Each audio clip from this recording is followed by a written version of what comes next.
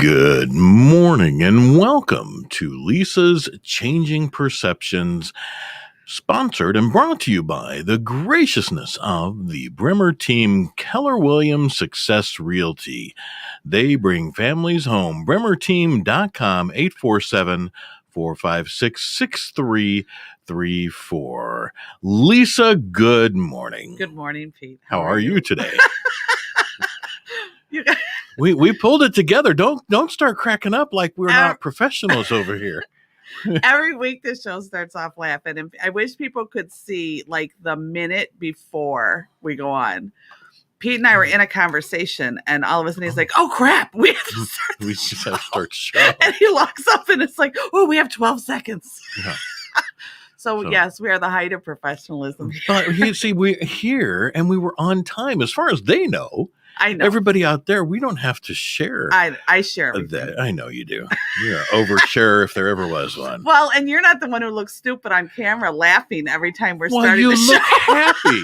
You look happy. You look thrilled. And This everybody's is the like, highlight hey, of my week. this Truly. is, well, it's, I love Sunday mornings because of this. So, This is the highlight of my week. I love doing the show. Yeah. So good morning, everybody. I'm Lisa with Lisa's Changing Perceptions. For those of you who don't know me, I'm a self-empowerment coach, hypnotherapist, and an NLP practitioner. You can reach me at lisaschangingperceptions.com, Lisa's Changing Perceptions at Gmail. I'm also on Facebook under Lisa Changing Perceptions, or you can call or text 262-573-7055. And as always, you can contact me at 216thenet.com, and Pete will be happy to get any messages that you might have for me. I will. If you ever have questions you would like answered on the show, we can do them anonymously if that's what you prefer. If you ever have questions you would like to ask on the show, or if you'd like to be a guest on the show and have a demonstration or have me work with you while you're on the show, those are all things that you can certainly message me about, or of course just book appointments. So feel free to do that. So this morning I was going to have a guest today, so I'm a little bit off, but she was not feeling well. Kelly was going to come back this morning, but she was not feeling well this morning. So we're deciding to hold that off. And actually next week, knock on wood, if things can go as they're supposed to, Kent's going to be on with me next week. Yeah. Oh, that'll be an adventure. He had something happening this week, but he wanted to talk about the frequencies and how frequencies affect us, and frequencies meaning like the phone cells and radio and all those things, as well as our own personal vibrations. We played with that conversation, and I do mean played with that conversation a wee bit on the grounds. Then yeah, it must have been Friday. Interesting. So, yeah, and by the way, Ted says, good morning, everybody. Good morning. Good morning. And he said, laughing is the best way to start the day. And it is. And I just truly, this show is the highlight of my week. Well, I'm glad it is. I absolutely love it. It always gives me something to look forward to. And I decided on the way in, as usual, what our topic was going to be, as I realized Kelly wasn't feeling well. So we're going to. That's all right. And by the way, Ted says also being a guest on your show sounds like fun. Usually is. Usually her guests do have good times. And yeah, we talk about things, and it's easier for people to open up, because I'll just tell you, I do wish people would ask more questions in comments, or in truth, click the link and be on with me and ask questions. But we can do that if you want. I haven't put that up. You want me to put that if you link want to up? put the link up. All right. Well, I do understand why people don't, because it can be uncomfortable to kind of ask questions about your personal, and on the air in front of everybody. But I can tell you, I get in conversations with people all the time, strangers, people I know, whomever, whatever the situation should be. And truthfully, once you realize that it's genuinely not judged, it becomes more comfortable. And anybody who watches this show, I doubt that they're watching it in order to nitpick and to judge. I would think that the majority of the listeners come on because it is a safe place to kind of come and hear the truth. And it's certainly the impression that I get feel from more people comfortable. that tune in. So feel free. If you don't want to have your camera on, that's fine. You don't have to. I get it. No. And if you do want to have your camera on, join me. I do wish people would become more comfortable. Yeah, go ahead and keep talking. Okay. I'm supposed to keep talking. Well, I didn't want you to be alarmed as I was getting up. Because if someone does tune in, we have to have the sound on. Oh, okay. No one can hear me right now. So yeah, I'm encouraging everybody to do that if they choose. I do better when I interact. I mean, I can talk nonstop. I think everybody's learned that, but I do better when I interact with people, and I love to answer people's questions. And I know that there's a lot of questions out there, so I want to encourage people to start being more interactive with me, or be a guest, or come on and chat with me over the link that Pete put down in there, whatever is most comfortable for you. But I wish it would become more interactive.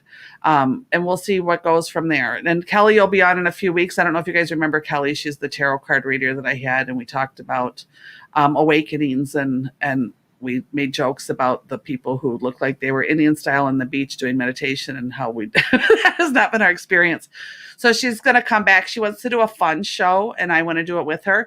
And we're going to do something like Spirit Tarot and the WTFs of it all. That sounds and like kind fun. of just do a fun thing. And I'm going to bring in some pictures that I've taken over the years of the haunted woods, and ghost and spirit pictures and things that I've got over the years. So I'll send those into Pete so that he can be showing them on the screen. So when you see that show poster, when that show's coming, try to link in through YouTube or the Book of Face to see if they can you can see the pictures, because I'm going to bring in some pictures for that.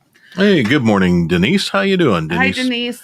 Maple says good morning. And by the way, Denise, if you didn't catch it earlier, you can click the link in the comments or copy and paste it in another tab and join the show and talk with Lisa directly this morning if you like.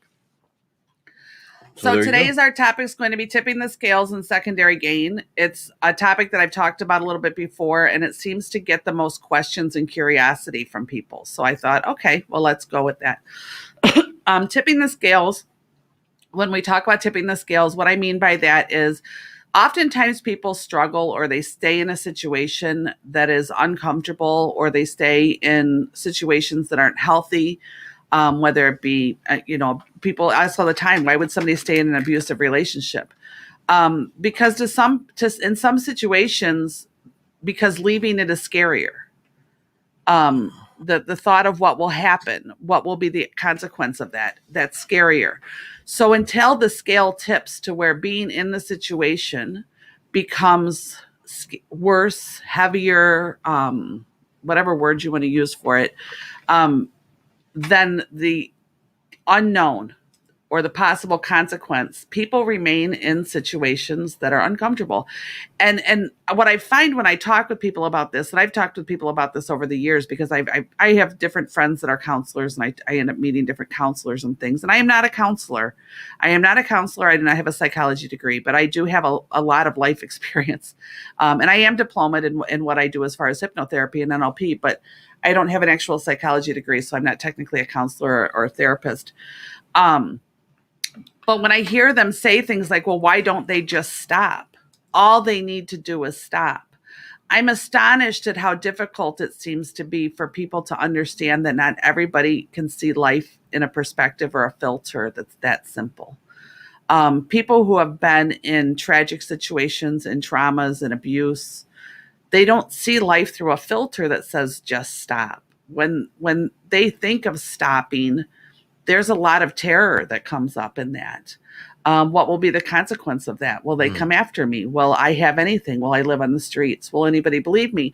And oftentimes, I'm going to just put it out there that the truth, oftentimes when I speak to people who have left abusive situations, part of the reason that they had that fear is those kinds of statements, and not feeling that they could go to friends or family and be honest, because the response would be, well, why did you stay? Rather than just understanding they're trying to leave now. Yeah. They're scale tipped. Have mercy, show grace. We've all done things in our lives that I think if we look back and said, why the hell did we do that? At the time, for whatever reason, it seemed right. It seemed like what we had to do. So these judgments and things about this are amazing. I have a friend who went through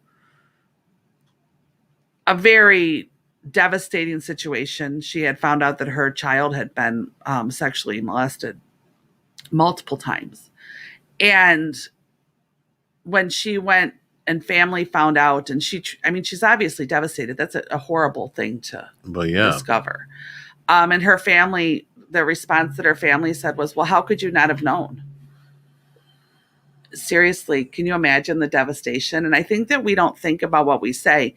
And when we're doing that, and the reason I'm bringing that up as far as tipping the scales is sometimes that's part of the scale, because at least staying in the situation that can be held only within you and held as your own secret, to many people, that is less scary than walking out of it and facing the judgment. Because anybody who's walking out of a situation like that has their own self-judgment. If you don't think that those people in their own mind aren't saying, how did I let this happen? How did I become that person? Oh, you're nuts. Yeah. Right. You know, why did I stay? Why didn't I see it? Why did I ignore this? You know, they have their own mind war happening. So when their support systems and the people around them or in society are just turning around and saying, well, why did you do that? As though they're stupid or they're, you know, weren't smart enough, good enough, whatever it was to leave. We're causing a lot of people to suffer unnecessarily just by having a lack of grace and understanding.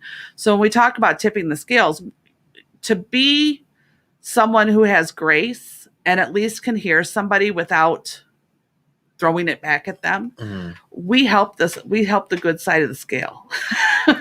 You offer the good side of the scale to somebody. And that was kind of when we were talking last week, I think it was, about anger and the fog of anger and not being able to see outside of the anger. You may not be able to change how somebody sees something, and you may want to with all your heart and soul, but you may not be able to change how somebody sees something, and you may not be able to convince somebody to change their situation if you can see from the outside that it's not healthy, but you can be the light of grace when they do. Yeah. You know, that's what we're responsible for. What was that? Oh, the wrong button. We can be the light of grace when they do. And that's kind of, I guess, part of it for me right now is helping that people can start to see, with all the things going on in the world and all the different, my gosh, it seems like every day there's a new something that's wrong with everybody going on out there.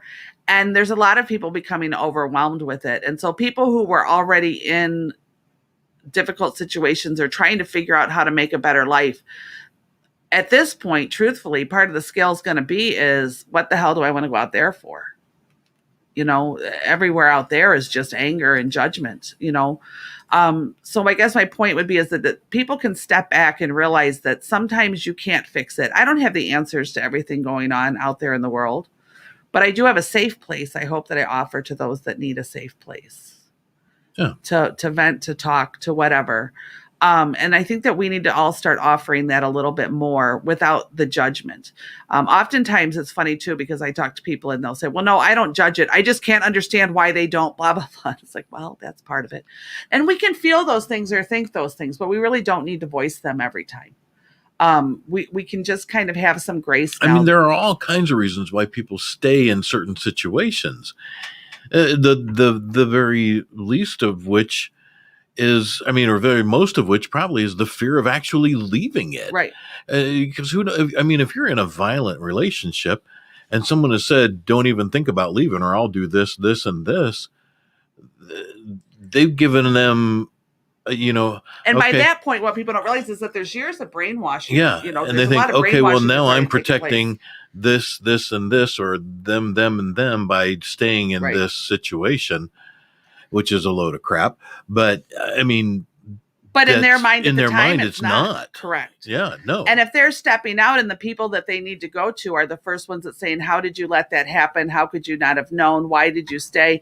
And they're getting no grace, no understanding, and no support. Then why would they leave? And how would you know? Right. If no one is talking about it, right. If no one is showing any indicators, if no one is being open in even the smallest way, how would you possibly know? Right. But again, like you said, in their own mind, they're going to beat themselves up over and over and over and people over who haven't again. even been in those significant situations. I mean, think about the times that you beat yourself up about something you say or did in the past or something you wish you could change. We all do that. And those are all things that we need to work on. But somebody who's been traumatized in any way, whether it be, abuse, loss, grief, I loved it after my husband passed away, and I've talked about it on the show, as to, having to turn off his life support, and the mental battle that went on in order to do that and what have you. How many people stepped in to let me know how I should live my life and what I should do now? People who have never experienced. And I remember being angry one day and saying, my brain didn't fall out. I'm just sad. Yeah. I'm just sad. And just the judgment around all of it. And I'm surprised about how many people don't value right now. Even friendships are being broken over external turmoil in the world. And I'm just kind of surprised. And I guess that's why I kind of went to tipping the scales, because we talk about abusive relationships and things, and that's probably the most common thing. But right now, for tipping the scales, if people want to change the world, they want everything to settle down. Well, here's the deal. Everybody needs to stop sitting around and waiting for somebody else to do it. So if you're angry and you're going around screaming at this person because they don't see it how you do, or screaming at that person because they don't see it how you do, or judging this person for this or that, then you're part of the problem. Yeah. Part of the problem. Be the grace. There's only one person on the planet that you can change, and it's you. And sometimes that takes internal work. And that's kind of how we get into secondary gain. I do want to mention something that I forgot before I get into secondary gain. If anyone feels guided, I have a very dear friend who I've done a GoFundMe page for, so I wanted to bring it up on here. She is a wonderful person. She's a single woman who has always been very strong and independent. In 2015, she conquered some major illnesses. She had multiple strokes all of a sudden out of the blue.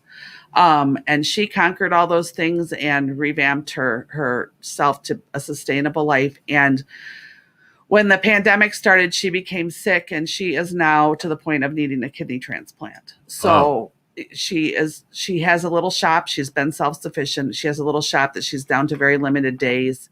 And she is also an animal person. She has saved more little creatures from the freezing cold and starvation than most of us probably will ever know in our lifetime.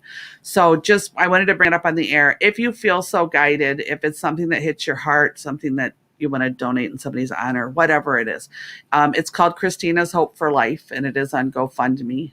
You can also find it on my Facebook page. So I wanted to bring that up real quick. She is in need, and she was too afraid to ask. We had lost contact for a few months. We had a small falling out. And it's funny because I haven't talked to her for months, and I got a hold of her because of something else that came up, and I needed to ask her a question, and we ended up talking again. And it's funny because people were surprised that when I found out how much her health had deteriorated, that within, a day or two, I was putting up the GoFundMe for it, because we had an argument. And it's part of the reason too, I wanted to do this show. And it's like, really? So it's got to be, she knew my husband. So, we're probably talking 15 plus years. She has gone through hell and high water with me every day.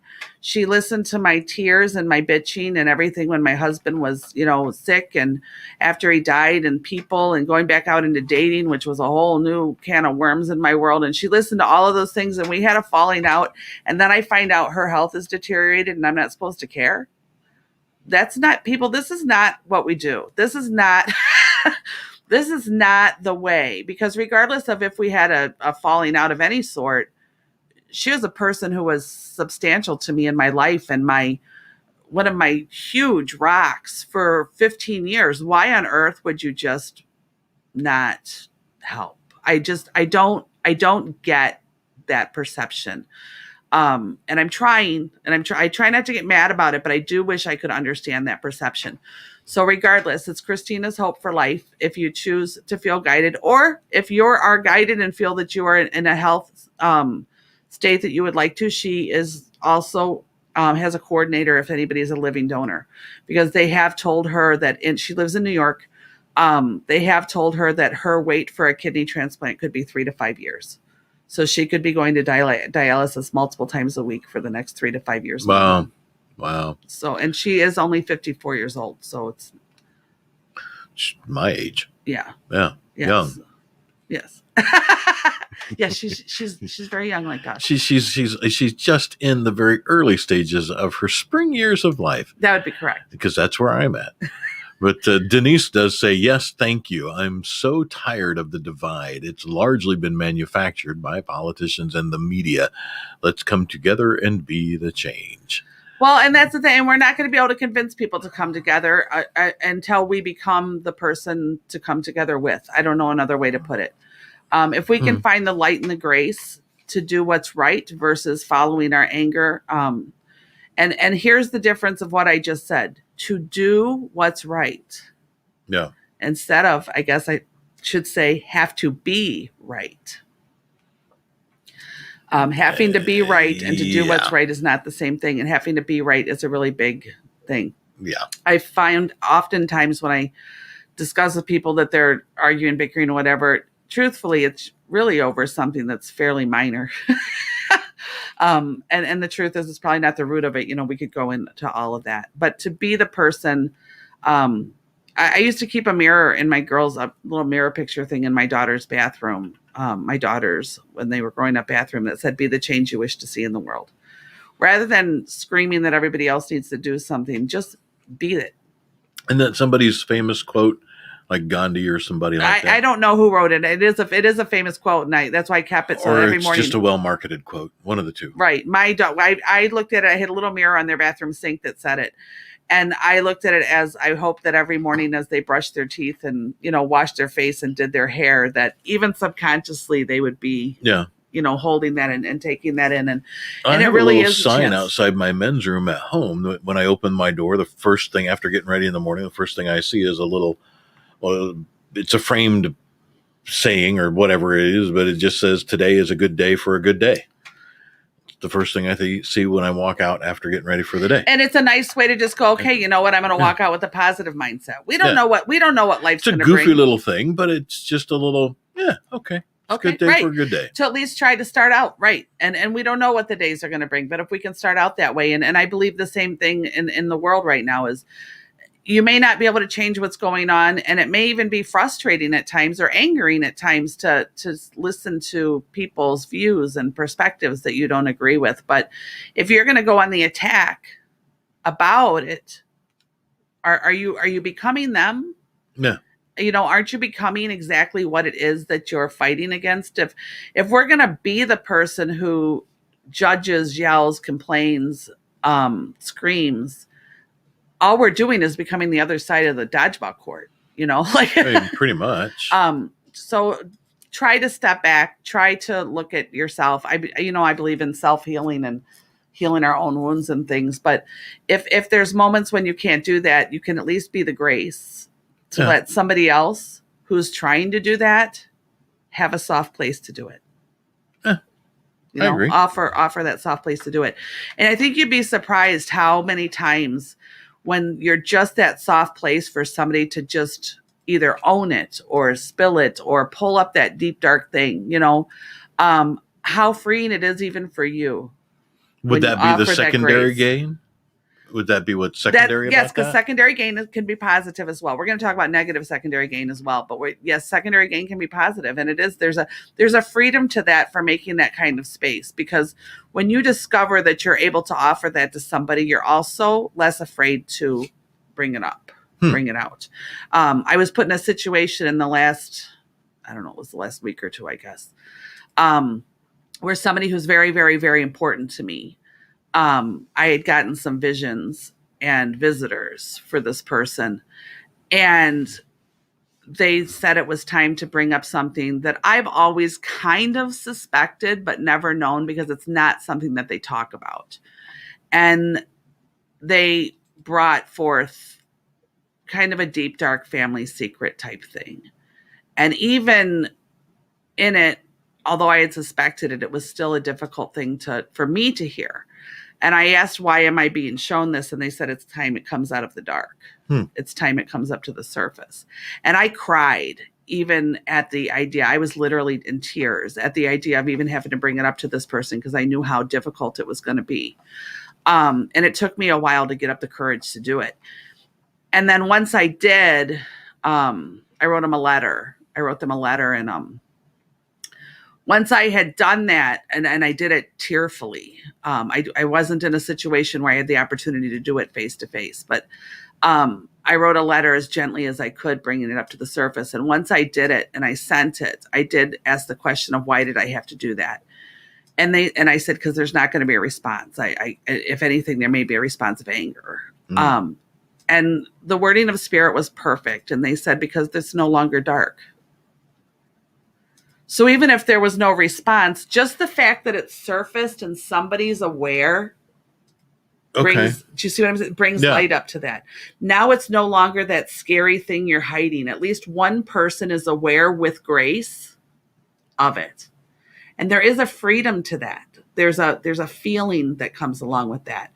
So allowing someone to have that space, allowing someone to offer them that grace, that soft place to just absorb for them and with them and be with them.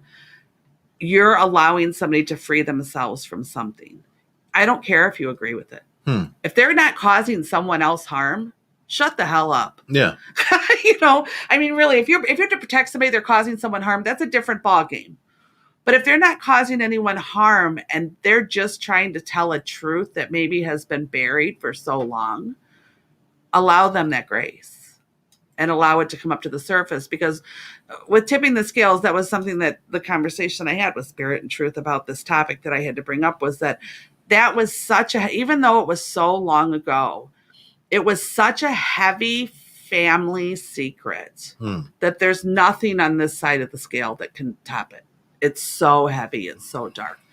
So their explanation was just bringing it up to the surface, just adding light to that, saying, but now it's really not a secret anymore. That can be a seed that's planted, but now it's really not a secret. And it's not a secret. It's been out. Somebody knows, and I've survived. Somebody knows, and the world didn't end. The sun didn't explode. You know what I mean? Like, these things didn't happen. Because when we're in fear or when we're hiding something, the sabotage that we will do to our minds, as far as the stories that we'll create to protect ourselves from having to face it, can become immense. And the majority of the time, as you know, there's probably been situations in your life where you were really, really afraid to do something, and then you did it, and then you realized, oh, yeah. Oh, it really wasn't that bad. Right. Because we've created this thing in our mind, and it's kind of a self-protective mechanism to keep us from doing something that's scary. We can come up with reasons not to do it. So that by allowing that to somebody to do that, by allowing somebody that grace to tell their truth, even if their truth isn't really rational in your eyes, these are the things to me that are going to start changing what's going on out there, changing the energies, changing things going on. If you're attacking the person who's attacking you, you're just the other person, the other side of the dodgeball court. Yeah. You're equal playing ground. Yeah. Allow somebody to. I've had somebody say something fairly negative to me in the last week or so, and I just looked at them and said, okay, thank you.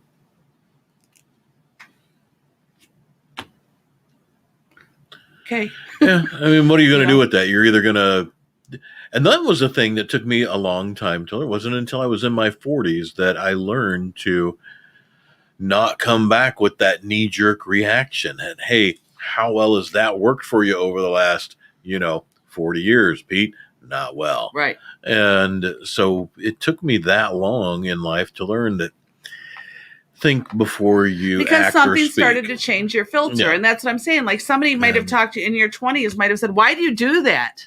But to you at the time, because that's how I am, that's what I do. Our lives adjust and our filters change as we go. Now, how often have you changed something? I know that you've made changes in your lives and stuff too. We've talked about that. So how often have you changed because somebody said, you better do it?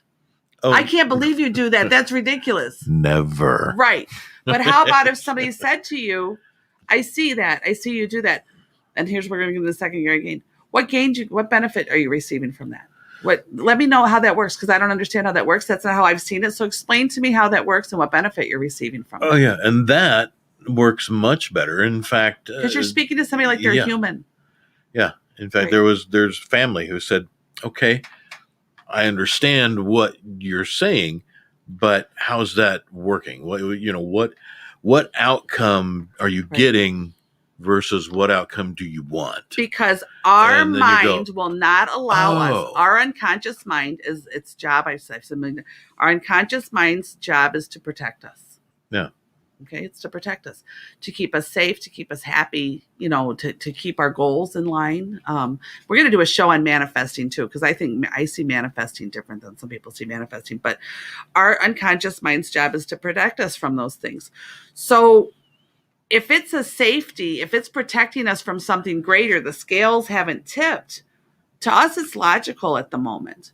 And somebody attacking us, usually we create those kind of boundaries because of fear, control, abuse, trauma.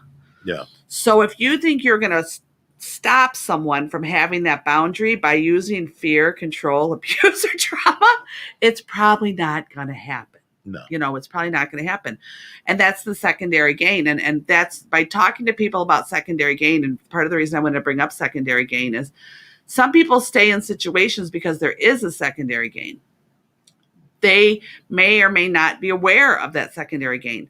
I've met people and heard stories and talked to people about things like there's people who, I know somebody who sabotages their own health. When their health becomes better, they'll actually sabotage that unconsciously. They'll sabotage it. Now it's conscious because, well, they know me, but they sabotage that. But what I discovered in the conversation is the secondary gain to that is that when their health is poor, their children, that's the only time their children show nurture. So when they start to get healthier and, feeling better and taking care of themselves, there's a distancing that happens. But when the health drops back down, there's a nurture, there's a kindness that happens. And it's a very toxic flow. I mean, it really is a very toxic relationship situation. But I've watched it take place. And there are times that I would be like, why would you stop? Of course it's working. You feel better. Why would you stop doing that? And I would get angry. And then I stepped back and watched, like, why is this happening? Why would someone purposefully want to be in pain or feel sick? And then I started to pay more attention, not from my perspective that says, why wouldn't you fix that? Yeah. But I went, okay, roll backwards, take your ego out of this. And that's really part of the problem. Take your ego out of this. And what is this? And I watched this toxic flow back and forth. It went from argument, toxicity type of things to when the health deteriorated, a softness and a nurture would all of a sudden replace it. And I was like, oh, that's a very toxic flow. Now, I can say that's a very toxic flow, and you can say that's a very toxic flow, and we can go, that's ridiculous. Why would you do that? Right. But to somebody who is getting what they want out of that or what they believe they need out of that, they think, oh, this is perfectly fine. And the lack of awareness that people do not always realize that that's what they're doing, and it's because they feel like that's what they want or they need. It's not always a conscious thing. And part of the thing we can learn to start asking ourselves when we're doing something or when our life isn't working out is to stop and say, what am I getting out of this? Yeah. What am I receiving out of this? And if we can start being honest and saying, what am I getting out of this? What am I receiving out of this? Or what do I fear more than this? Those are things that when we can start digging. And sometimes that may be a lot to sort out. Some people have a lot of baggage and they don't remember what's packed in each thing. I would venture to say that most people out of the nearly 8 billion on the planet have a lot of baggage. Yes. And some are heavier and scarier than others. Yeah. But allowing somebody, if somebody is willing, if we're truthful, asking ourselves, it's very easy for me to say, Pete, why do you do that? Why would you do that? Oh, yeah. That's very safe and easy for me to say. But if I'm quiet and I go in and I say, whatever Lisa, my reason is for it is that I think there's my reason. Right. But if I go in and say, Lisa, why are you doing this? What are you getting out of it? And if I go in that with the truth, that's a hard thing. And for many people, it's very difficult. So by saying the grace is sometimes people are starting to do that and they're trying to sort that baggage out, and they might need another person to help them sort that out, to be the grace that just says, can I kind of just throw my luggage on the table here, and can you help me figure out what's in each thing? You don't have to problem solve for them. You don't have to financially or physically problem solve for them.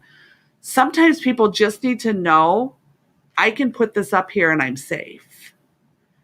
And as you hear me tell you about each thing, it makes sense. I've talked about it on the air before. Actually, my friend with the kidney failure has been one of these people where she was one of my girlfriends that when I was irrational, like everything was all spinning in life and I couldn't figure it out. And I was trying to figure out how to build this, I call it second part of my life after my husband passed away and things.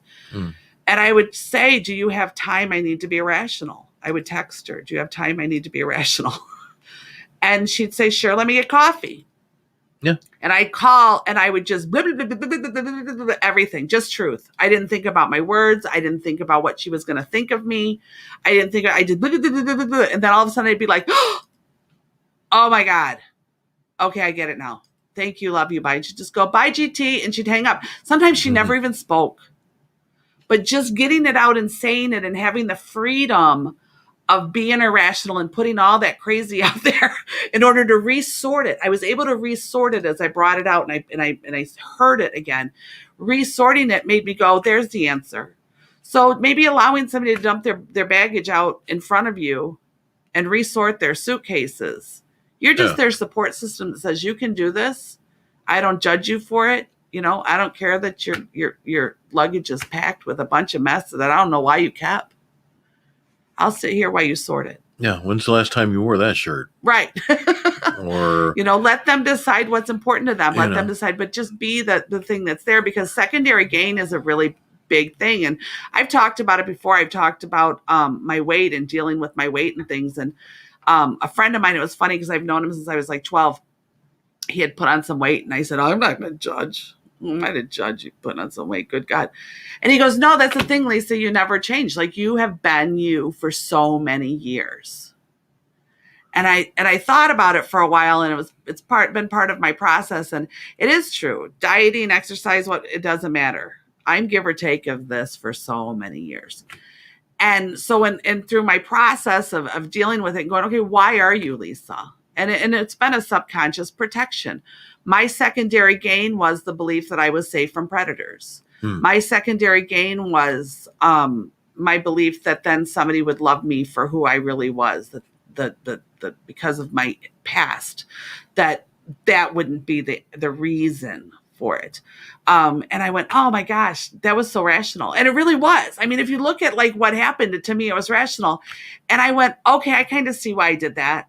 I don't need to do that anymore. I'm confident. Those aren't going to be my issues anymore. So I'm not going to do that anymore. But I had secondary gain for 50 years. Well, probably not that long. I guess I was in high school, but 40 years. I had secondary gain. My secondary gain was a feeling of safety. I had a wonderful husband. The weight thing didn't bother him at all. So that was fine. But I had secondary gain where I felt safe and protected. Did I know that that's what it was? No. It was just normal. But there came a point when I started to do my own inner work and dealing with my own, I told you I dealt with my instructor and I did my own sessions with him, what have you, that I went, okay, why do you do this? Because what my friend said was very true. And I thought about it over the years. And this is funny, including pregnant. I did not, I gained 8 pounds with one child and 10 with the other. And that was full. So I was actually lighter after I had them. Wow. How I've learned and through the schooling, what have you, is that because our unconscious mind is a protective mechanism, it will keep you within a homeostasis of safe. And my unconscious mind had determined that this was just who I was. And so I'm in the process of now like going through and sorting out that baggage. And I have a few people that I can tell, and I know I just blew it all out on the air. So I do that because I want people to feel safe and that it is okay, and that I don't ever work in a session or with a client from a soapbox ever. No. Ever. But those are secondary gains, and we don't always know why we get them. Sometimes a secondary gain of a poor behavior, or, I'm sure you've met people that have this incredible potential, Like you can tell they're smart, they're charming, they're all these Oh, things. yeah. And they absolutely accomplish nothing in life. And you want to shake them and be like, oh my God, you could be anything. Sometimes a possible secondary gain for a person like that to not accomplish is they may have a self-esteem thing going on in there. They may have a self-reflective view in there. They may have either been told they were going to be nothing, or they may actually have a very successful family that they don't feel they're going to meet up to, or they don't want to put in that kind of hours or time or whatever. Right. So to keep yourself very, very small, it keeps other people's expectations of you very low. And for some people, that may feel safe. It may feel safer than what they can view as their other options in the moment. I did the same thing with my counselor about my instructor when I dealt with the fact of money. And I've talked about it on the air before that I have a fear of success is equal to my fear of failure. So I was stuck. My scale wouldn't move. And I was stuck. And part of it had to do with money, because in my situation, in my life filter growing up, what I saw money as was people used or were used and used for power. And a lot of people had unkind things happen to them, or people happen to them. And I've said it on the air before. It was my grandparents, and my grandfather was a very powerful man, and they were very wealthy. And I remember growing up, I would go there and they would have cases of wines and steaks and things delivered to them. And, everybody wanted this, and they wanted to be in power. And then a situation had happened where they ended up losing their money. And my grandfather ended up with Parkinson's disease. And the weird part of it was, and it's again, reflecting back on it and seeing why I see it the way I do, is that a couple of things happened. One is when he developed Parkinson's disease, he became one of the nicest men I had ever known. I mean, he became just this gentle, sweet, kind person, where he had been a very powerful and dominant human being my whole life that I'd known. And two is all those people disappeared. When he passed away, he had one person who had remained his friend over the years. So as I'm growing up and I'm watching this and I'm seeing this, in my mind, it's like, look what money does to your life. Look what money and power does to your life. And so I discussed it with my instructor, and that was my secondary gain, is that to me, I was so afraid of being that and put in that situation that unconsciously I would keep myself in a place where I never had to face that situation. And he said, but do you get it now? Just because you're so conscious of that and you know that, you'll never be. You'll never become that. You know what I mean? Where you would do anything, like, especially now, look at, in truth, and I'm not discussing the details of it, but look at politics, look at people in power, people with money, look at the controls and those things going on. And that was something that there was a little girl in me, so to speak, that was afraid. I don't ever want to become someone like that. I don't ever want to become, and to me, money meant power. And when you put money with power, you became unkind to others. And it was just, or others became unkind to you, and nobody was genuine. Goes back to the weight thing too, like somebody being genuine about who you are. And all these things were taking place. So my secondary gain was, well, if I don't ever have money, then I don't ever have to worry about it. No. So I would sabotage these things that would bring success in their battles that are going on in mind. So you never know what somebody's reason for making a secondary gain rational is. That's why I've said it before. That's why I call myself a self-empowerment coach, not a life coach. I can't coach you on your life. I didn't live it. Right. But I can empower you to find the things that you wish to change and have the tools to do that. But I can't coach you on your life. I didn't live your life. And if I tried to coach you on your life, I'd be coaching you from my perspective. My perspective doesn't do you really that much good. I can give you examples. I can tell you these stories. I can be vulnerable. I can be honest. I can offer you the safe haven to feel that you can be that, but I can't coach you on your life. I didn't live it, and I'll never see life exactly through your filter. No. That's it. It's to me, it's each person become empowered. But to stop judging why somebody feels one way or the other about something, or thinking, flip it backwards, is thinking that the whole rest of the world has to see it how you do as well. So, it can be the opposite, where the person who feels they're the victim now thinks the whole world has to change because of their victimness. No, we own our own victimness. We own our own victimness. That's just a fact. People don't want to hear it, but also remaining in victimhood has a secondary gain. Because if we can remain in victimhood, oftentimes people don't have high expectations to pull us out of our comfort zone or to force us to do more than we choose to do. Because face it, in order to move forward, sometimes we have to push harder than we thought we could, to step out of something, we push harder. And also, people who choose to remain in victimhood oftentimes are lacking nurture, are lacking the fact that anybody thinks they're valuable, are lacking self-care. Maybe they didn't receive that nurturing when they were young or what have you. And being the victim of a trauma and remaining the victim in a trauma, people come around and care for them. Strangers care for them, whether they're going for help, out external help, or family taking care of them or what have you. So they're receiving a nurturing that they hadn't received before. We may look at that from our perspective and say that's wrong. They shouldn't do that. They could do better. But in their own world in that moment, that's their world in that moment. The only thing we can offer them is the grace to say, should you choose that this is no longer comfortable for you, or should you choose that you'd like to step outside of your box, I'll be here to support you when you do. As long as they're not causing harm to another human being. Mm-hmm. There you go. Yeah. Your responsibility is just to be the grace. Yeah. Just which to is, be the grace. I mean, that's part of my little thing every morning when I get up. Be kind, gracious, grateful, and thankful. Be kind, gracious, grateful, and thankful. Because, and I still do that every single morning. I've been doing it for 14, 15 years. Because there was a point where I wasn't. Over the years that you see people differently and that Completely. you see situations differently. And so here's the second part of that question. And once you discovered that you began to see other people differently and situations differently, in other words, not from a judgmental, but more of a just, I am me and I'm comfortable with me situation. Yeah. Did you find that those words became what you really felt versus what you were telling yourself? Over time, yeah. Yes. And that takes I still do it. I right. still do it every single day. When I get up for the day, I still do it. Excuse me. But now it's different now than it was when I first started. When I first started, it was forced. I mean, I had to focus on those things and focus on those words. I do what's called the Ho'oponopono prayer. When I am stressing out or I'm having anxiety or I'm having one of those moments, Say that again, because I know I did not hear what I thought I heard. Say it slower, please. Ho'oponopono. Ho'oponopono.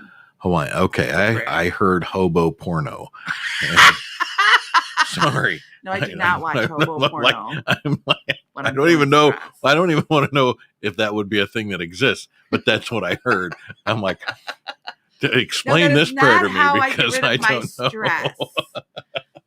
Oh, holy crap. No, it's a prayer. It's Hawaiian. And Ho'oponopono. In those moments that anxiety is coming up, or sometimes when we've done something and we kind of reflect back on it for a minute, you're like, oh my God, I don't know if I should have done that. And you get that little bit of anxiety. Like, did I say something stupid? Should I have said,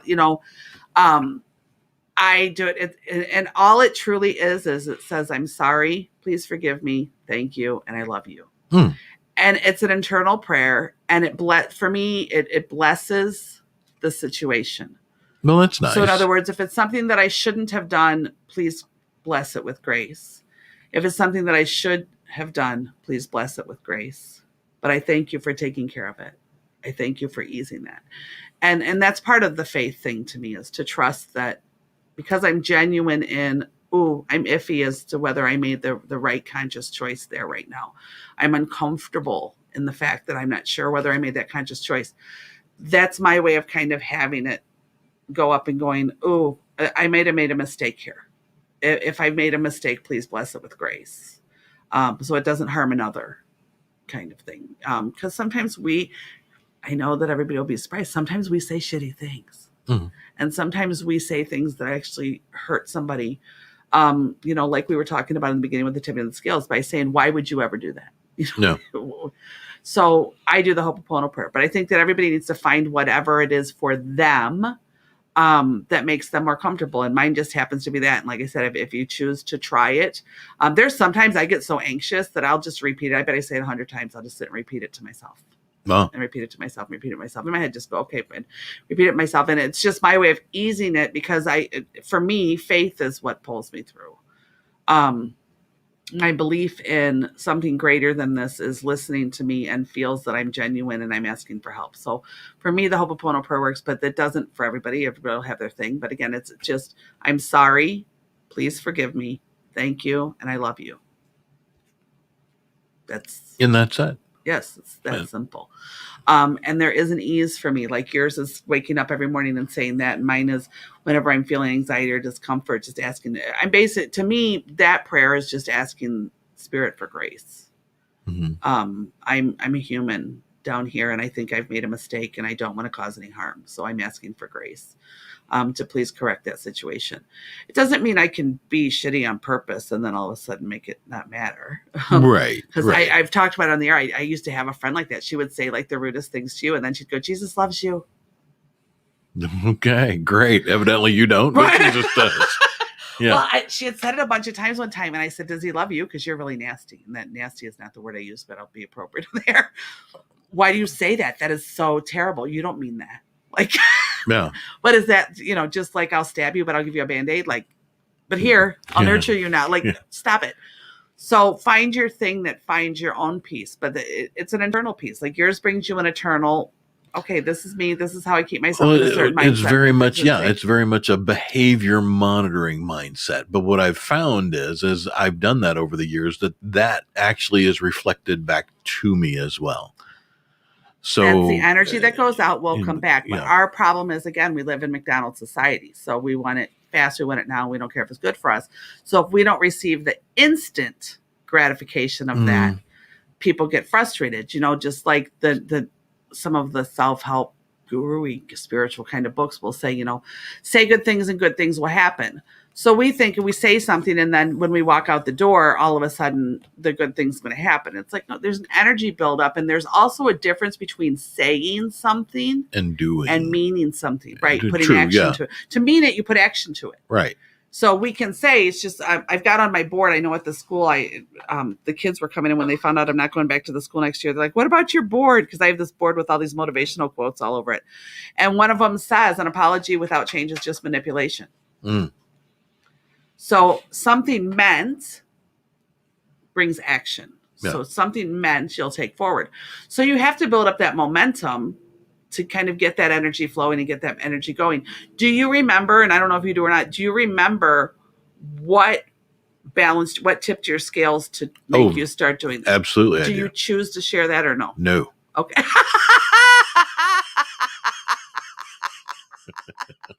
I do not choose to share that. So there was a significant event that took place that made you say, I need to change this. Yeah. And so in doing that, you made the decision to change. And you said, okay, and this is what feels right. Did you go with the first thing that you came up with? Or did you have to kind of trial and error? No, I had to spend a lot of time thinking about what I needed to change and what would enable me to change. Because the change was that it was my attitude and my behavior toward others, which is what brought a situation about that was a very unpleasant situation. And so your scales tipped. Something my happened. Scales this tipped. behavior that kept you safe for a long time. Something bigger came that said, no longer of gain to remain this way. Yeah, this is like, dude, you gotta, here's a brick upside the head. It's a pretty big brick. And the universe came in and said, dude, no, brick, head, meet each other. Here you go. Now, what was it going to create a loss? A big one. Okay, because that would be the thing, is that usually the loss has to become greater than the gain. So tipping the scales, that's a huge one. Yeah. So I knew that I had to be kinder. I had to be thankful.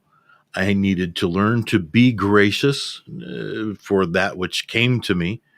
And I needed to give gratitude as well. Be kind, grateful, thankful, and be kind, gracious, grateful, and thankful. Be kind, gracious, grateful, and thankful. Be kind is number one. always be kind, no matter what. You don't know what kind of day somebody is having, and if they interact with you, it's time for you to be kind. And you may not feel kind. You may not be in the mood to be kind. You may not be in the mood to be gracious. You may not be in the mood to be grateful. You may not be in the mood to be thankful, but do it anyway. And it was something I had to be very, very, very conscious about for a long time. Now, even though I still say it to myself, it's much easier to go through my day. Can I ask how old you were when you did that? Let's see. I was 40, 41, 40. So for 41 years, a behavior 41. seemed appropriate. Yeah. And was fine.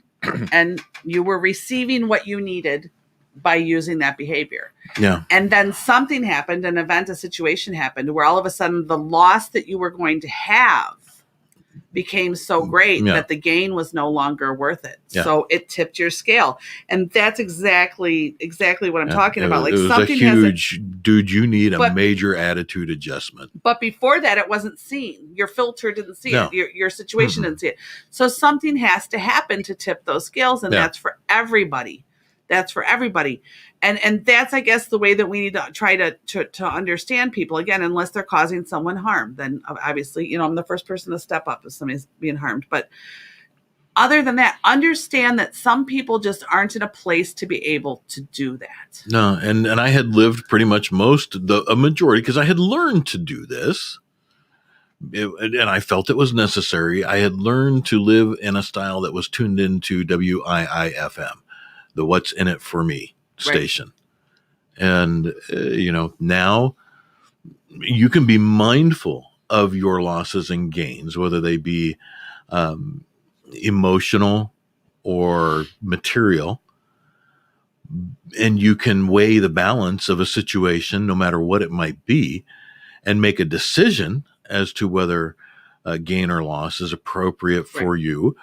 But you don't have to be an ass monkey about it. Right. And that's what I had to learn. And the thing is that even some people, and we talked about the fog of anger being so thick, to some people, that's a safety mechanism. Because if I can remain angry and vile, again, excluding harm, but right. Yeah, then you know what? Nobody's going to challenge me. Yeah. Nobody's going to do this. So sometimes that anger, and people say, well, why would they want to be angry? Why would they want to be known as angry? You don't know what their environment is. Maybe what their environment is that's safety, that's survival. You don't know what somebody else is facing or what somebody else is going through or how they're seeing it. You don't know why they're choosing to be a certain way.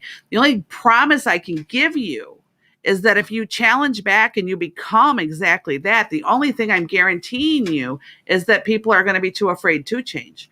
Those that truly, then their scale tips. Are going to be too afraid. You won't be one of the people who sees it, No. And again, I'm not saying that you should accept anything harmful. That's not my point. My point is that I'm seeing all the collide of energies, the collide of views, and the collide of opinions, versus just kind of knowing who you are, being secure in yours, and then being the grace for somebody else. Because there was a time, even if you feel you know it all in this moment, there was a time you didn't. Yeah. Absolutely. We all go through that. So be the grace for somebody today. Be the light in the darkness, I guess. And I don't mean that in the foofy way. I mean, just be yourself, know yourself, accept yourself, and you will be what everybody else needs. You will be on that scale. You'll be on that scale. And I'm I'm much further into it than I was. But you do get to a point where you're like, hey, I'm okay with who I am. I kind of like who I am. Well, it's like the kaleidoscope show we talked about. If you change just a little bit amount, there's a little bit of change, but it's still within a moderate thing. You can adjust to that. Yeah. Then you can change it a little bit more. But you know what? It doesn't take too many small changes before the whole picture is different. And some people say, well, geez, Pete, you're a really big guy. And I've actually literally had somebody say, don't you hate how big you are? I'm like, nah, I kind of like who I don't hate myself in any way, shape, or form at all. I'm a big dude, and the moment I choose to work on it, I will. And I will shut up now because we're down to under a minute left. Lisa, you need to tell everybody how to reach you. If you would like to book a private session or set up a group event, you can reach me at lisaschangingperceptions.com, lisaschangingperceptions@gmail, or you can call or text 262-573-7055. Or as always, you can contact me through 216thenet.com, and Pete will be happy to get me any messages. And again, that's for private sessions or events. Events as far as groups I'm going to start doing now, and that's more cost effective ways that I'm offering out there. So in the meantime, I thank you all for joining today. I look forward to seeing you again, and we will talk again next week. Go out and just be you today. Just let the rest of the world settle. And by the way, your mom says, great show as always. Thank you.